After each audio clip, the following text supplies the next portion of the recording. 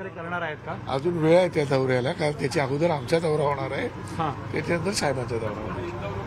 उद्या महाराष्ट्रभरातील पदाधिकारी असणार, संपूर्ण महाराष्ट्रातून पदाधिकारी आहे. उद्या 10ची वेळ दिलेली आहे आणि त्याच्यासोबतच संपर्क साधून नंतर करणार. मग आज संघटनात्मक पक्षबांधणी आणि निवडणुका या विषयावर बिलकुल तुम्ही बोलताय त्याच विषयांवरती आज चर्चा झालेली आहे आणि उद्या त्याच्यावरती सविस्तर चर्चा होईल आणि त्याच्यानंतर तुम्हाला माहिती ती स्वतः. याआधी पाहिलेलं की लोकसभा ज्या विभाग वाईज आपण टीम्स बनवल्या होत्या, आपण रिपोर्टिंगही केलं होतं, त्या अनुषंगाने काही चर्चा किंवा अशाच काही टीम्स बनवून पुढे काम करणार म्हणजे मला असं वाटतं तशा प्रकारच्या टीम सगळ्या बनवून तयार आहेत आमच्या आणि तशा टीम सुद्धा आता बरोबर जातील. पण मध्यंतरी सरकार बदललं, गडबडी चालू झाल्या, तुम्हाला माहिती आहे काय काय झालेलं आहे, अजूनही काय चालू आहे, कोर्ट कचेऱ्या अमुक तमुक, त्यामुळे ते आपण थांबवलं. काल शर्मिला ठाकरे यांचं एक विधान खूप व्हायरल होत जात आहे. त्यांना विचारलं गेलं तर साथ घातली तर एकत्रित येणार का तुम्ही? मला असं वाटतं त्याच्यावरती आहे, मला असं वाटतं त्याच्यावरती साहेबच बोलणं उचित आहे. पण असं काही होऊ शकतं तुम्हाला वाटतं? तुम्ही पक्षाचे प्रमुख नेते आहात. प्रमुख नेते असून काय त्याच्यावरती भाष्य करणं उचित नाही, कारण तो सगळा प्रयोग मी करून झालेला आहे. माझा तो फसला पण पहिला नाही झाला प्रयोग करून तो आता काय. सर, सुप्रीम कोर्टाने स्टे दिलेला आहे ज्या पद्धतीने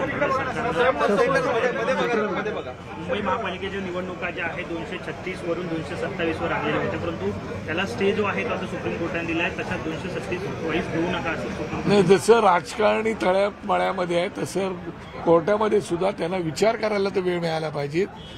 236च्या द्यायचे की 227च्या द्यायचे, कारण ऑलरेडी सुप्रीम कोर्टाने 236च्या याला ग्रीन सिग्नल दिला होता, त्यामुळे त्यांना पण वेळ मिळाला पाहिजे म्हणून त्यांनी तो वेळ घेतलेला आहे. पण ठाकरे सरकार शिवसेनेकडनं त्याला विरोध केला गेला 227ला आणि आता पुन्हा 236 केलं गेलं आहे का, त्याला कायम ठेवलं गेलं आहे? नाही, म्हणूनच मी म्हणालो की कोर्टाला सुद्धा वेळ मिळाला पाहिजे ना त्याच्यावरती विचार करायला, आणि त्याच्यानंतर कोर्ट निर्णय घेईल. त्यासोबत त्याला कोर्टाच्या निर्णयाच्या सोबत त्याला इलेक्शन कमिशन पण कनेक्टेड आहे, त्याला राज्य सरकार पण कनेक्टेड आहे, त्याला वेगवेगळ्या पार्टीची लोक पण कनेक्टेड आहेत. असा सगळा विषय असल्यामुळे कोर्ट त्याच्यावरती विचार करून निर्णय घेईल.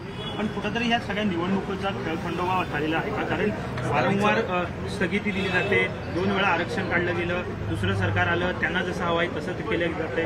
अनेक महापालिकांवरती प्रशासक नेमलेले आहेत, नागरिकांची कामं होत नाहीत, थेट नगरसेवकाला न भेटता सरकारी अधिकाऱ्यांना जाऊन हे महाराष्ट्र राज्यातील जनतेचं दुर्दैव आहे की अशा प्रकारच्या घडामोडी राज्यामध्ये होत आहेत आणि म्हणून त्याच्यावरती मार्ग काहीतरी निघायला पाहिजे आणि तो मार्ग निश्चितपणे निघेल. लोकांनी काहीतरी विचार करून ठेवलेला असेल आणि तो विचार एकच, निवडणुका लवकर घेतल्या तर त्याच्यावरती उत्तर सापडेल.